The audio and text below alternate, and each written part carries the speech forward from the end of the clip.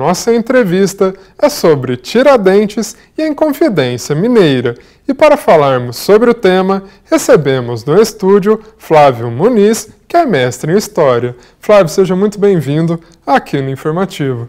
Obrigado, é um prazer sempre estar aqui com vocês. A gente que agradece. Para a gente iniciar a nossa entrevista, quem foi Tiradentes? Então, personagem histórico, foi esse personagem que conhecido como Tiradentes, porque na verdade os pais dele faleceram e ele foi criado por um familiar que era um dentista prático. Foi daí que veio o seu nome, Tiradentes. Mas ele não foi somente uma pessoa que trabalhava no dentista ou retirar dentes. Ele também era um protético, ele também trabalhou como comerciante, ele também tinha tropas. Ele fez várias coisas. Quando a vida dele adquiriu uma outra conotação, ele conseguiu entrar definitivamente nas Forças Armadas da época, que é onde ele adquire a patente de alferes. Então, é a partir daí que Tiradentes começa a sua história.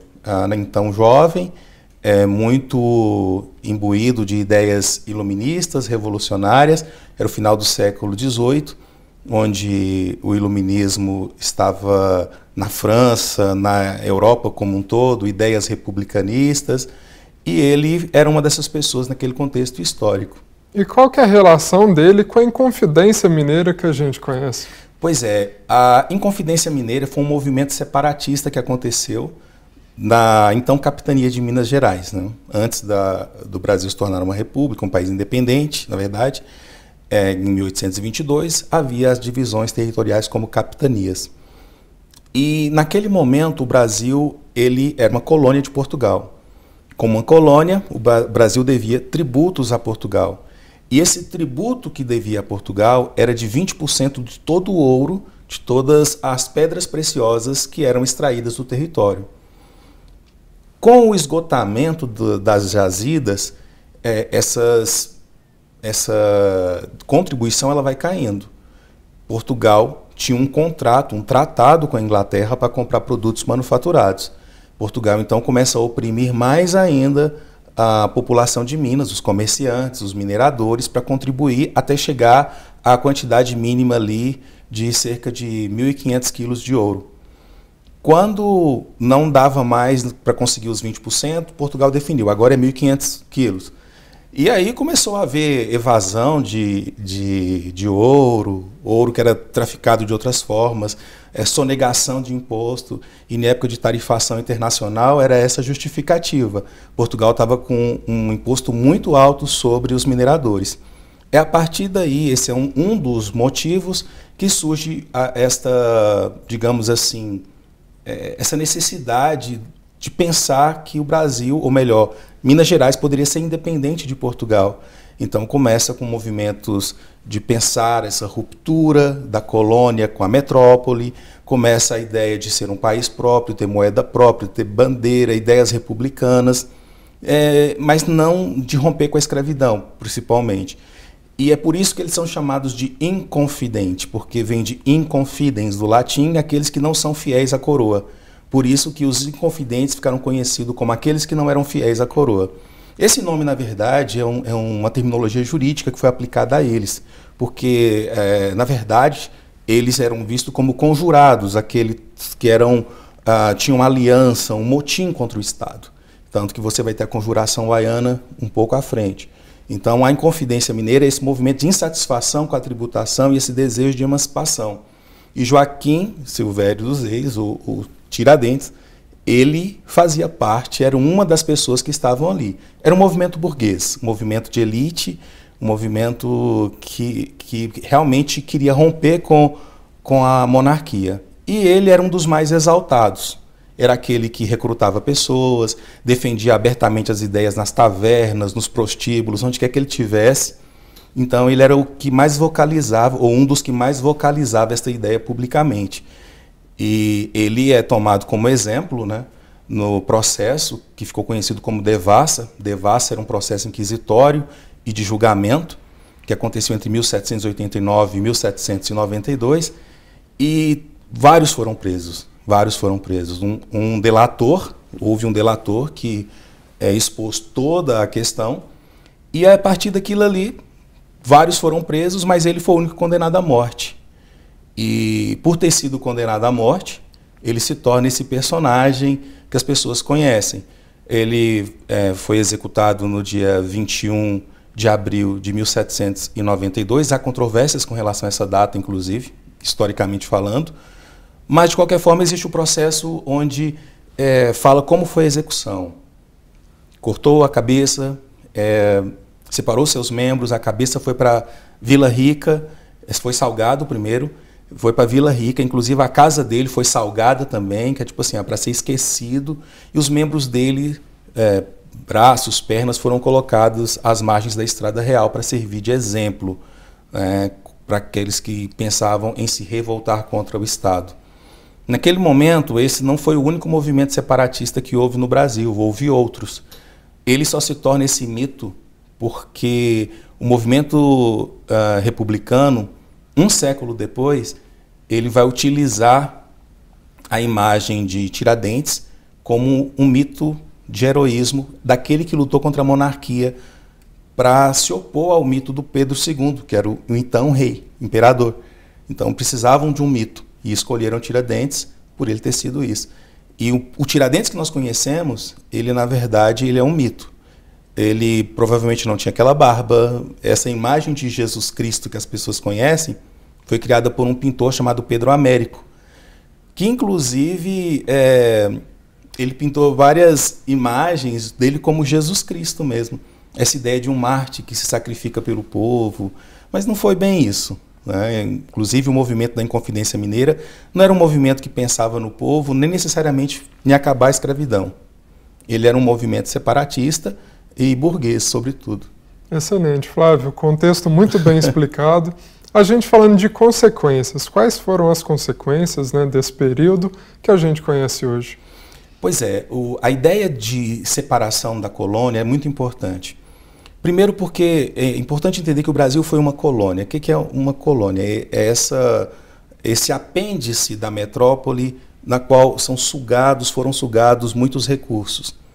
E que essa é a causa de empobrecimento histórico em diversos setores, porque muitas das riquezas que poderiam ter sido utilizadas para o desenvolvimento local não foram utilizadas, né?